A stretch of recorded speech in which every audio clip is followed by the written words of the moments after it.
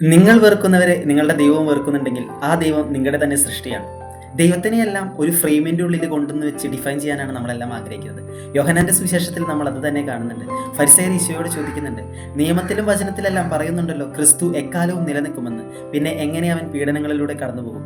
ഈശോ അവരോട് പറയുന്നത് നിങ്ങളുടെ ക്രിസ്തു സങ്കല്പത്തെ മുഴുവൻ മാറ്റിമറിച്ചുകൊണ്ടാണ്. ക്രിസ്തു എന്ന് പറയുന്നവൻ, ദൈവപുത്രൻ എന്ന് പറയുന്നവൻ മനുഷ്യന്റെ സഹനങ്ങളിൽ നിന്നും വേദനകളിൽ നിന്നും കണ്ണീരിൽ നിന്നും ഓടി ഒളിക്കുന്ന എല്ലാ സുഖങ്ങളിലും സ്വർഗത്തിൽ ആനന്ദിക്കുന്ന ഒരു ദൈവമല്ല.